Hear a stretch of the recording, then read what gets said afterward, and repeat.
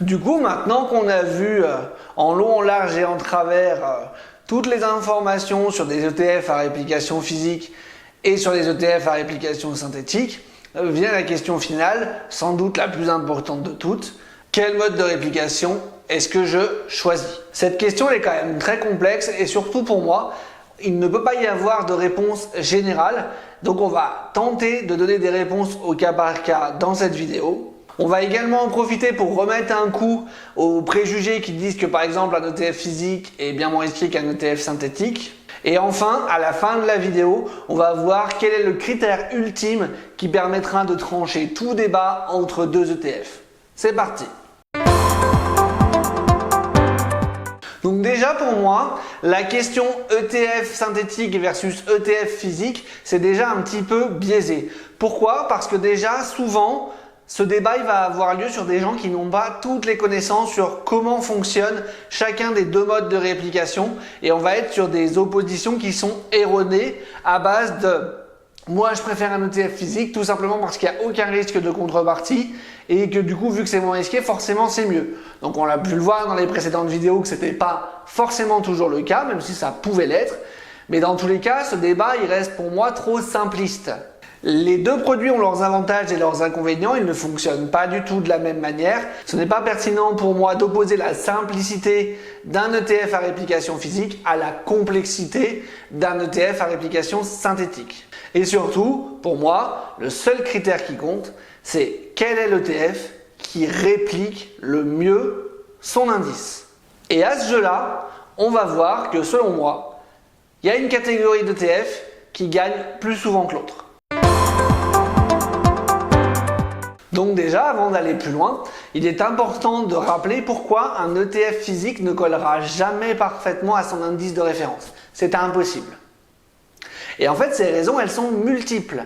Vous allez avoir plein de frottements qui vont se cumuler et qui petit à petit vont faire en sorte que la performance de l'ETF va s'éloigner de son indice de référence qui lui est un indice théorique qui est calculé sans friction.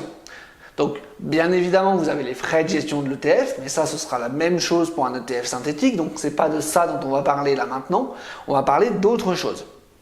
Déjà, il peut y avoir des frottements au niveau de la fiscalité.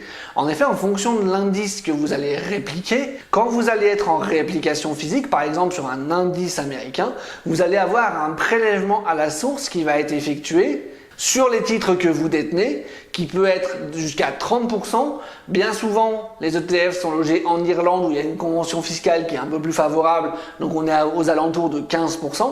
Mais bien évidemment, on voit que ces 15%, ils ont forcément un impact sur la performance de l'ETF par rapport, encore une fois, à son indice de référence. Ensuite, bien évidemment, il y a les coûts de réplication.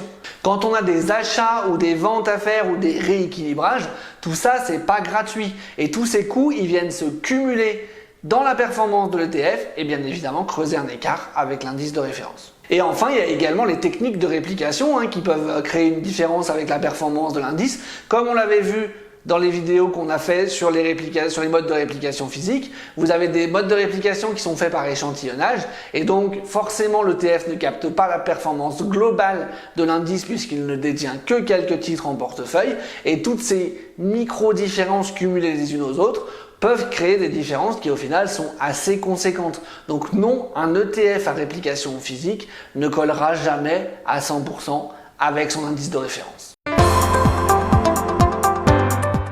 Et pour moi, du coup, il y a de nombreux cas où un ETF synthétique peut s'avérer être plus efficace de par son mode de fonctionnement, tout simplement. Donc pour rappel, sur un ETF à réplication synthétique, l'ETF il va passer un contrat avec une banque et la banque va lui délivrer la performance de l'indice. En passant par cette méthode-là, pas de frottement fiscal. Si je reprends mon exemple sur les États-Unis tout à l'heure, en fonction de comment le swap est construit, le prélèvement à la source il passe de potentiellement 30%, même si bien souvent c'est 15%, à 0%. Donc c'est déjà une friction fiscale que vous avez en moins et qui permet à l'ETF d'être beaucoup plus près de la performance de son indice. Vous n'avez pas ensuite de technique d'échantillonnage.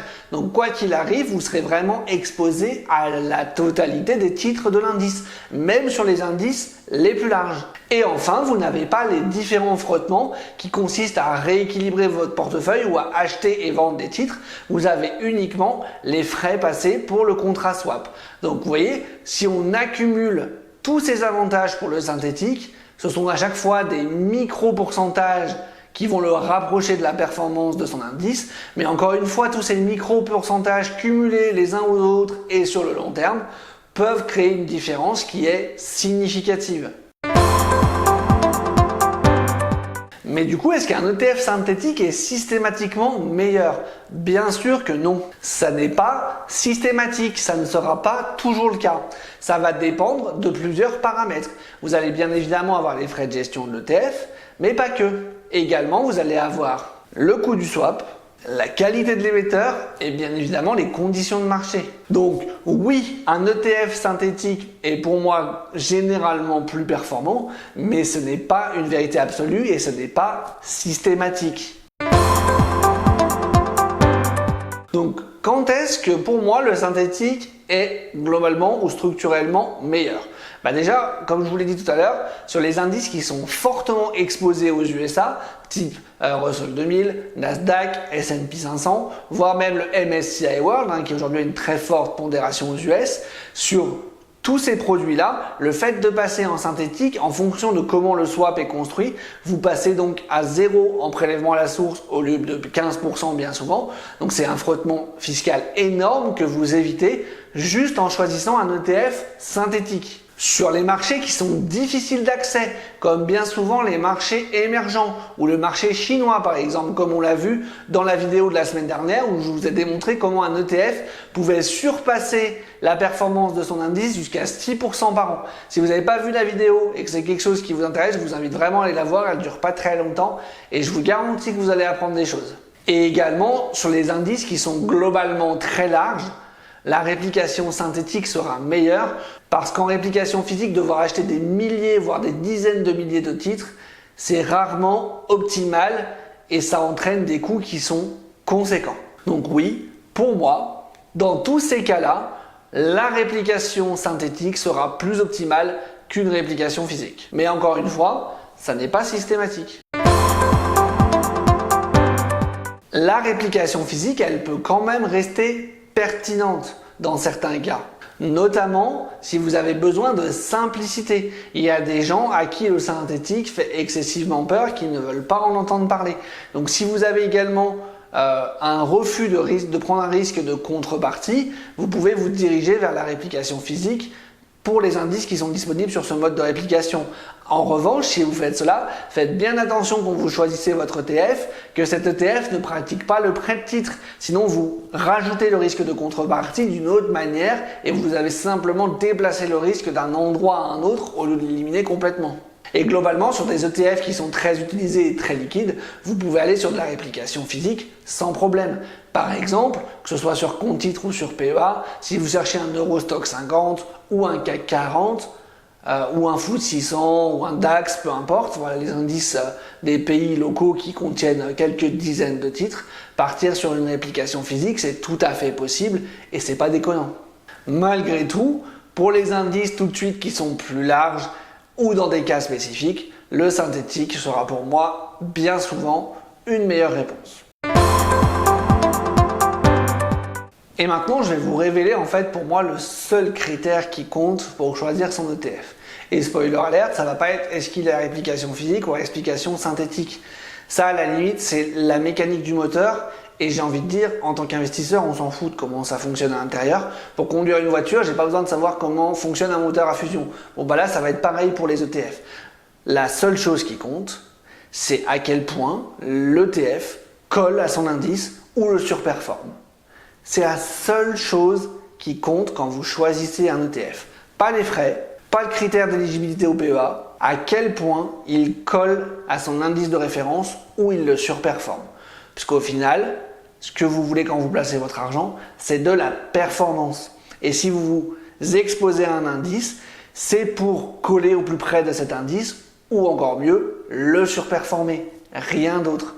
Donc le seul critère à regarder, c'est un document qui est accessible à chaque fois sur Just ETF, c'est à quel point l'ETF suit ou surperforme son indice de référence. Point final. Donc en conclusion, comme on vient de le voir, la guéguerre réplication physique versus réplication synthétique, pour moi, elle n'a pas excessivement de sens, même si dans certains cas, elle peut s'entendre. Il y a des gens qui ont vraiment très peur de la réplication synthétique et qui la refusent tout bonnement. C'est leur choix, je peux le comprendre, et dans ce cas-là, il faut vraiment aller jusqu'au bout de la démarche et faire attention quand on choisit encore une fois son ETF à réplication physique. Mais vraiment, la question, c'est toujours celle de la performance. Au final, en tant qu'investisseur, c'est ce qu'on recherche. Quand on veut faire travailler notre argent, c'est d'aller chercher un rendement le plus optimisé qui soit en fonction de notre profil de risque. Et donc, ça commence par aller voir à quel point l'ETF qu'on est sur le point de choisir délivre ou pas cette performance, tout simplement. Voilà, écoutez, on arrive à la fin de cette vidéo, j'espère qu'elle vous aura plu. Comme d'habitude, n'hésitez pas à commenter, liker, partager la vidéo. Et moi, j'espère vous retrouver sur une prochaine vidéo et je vous dis allez, ciao, à la prochaine!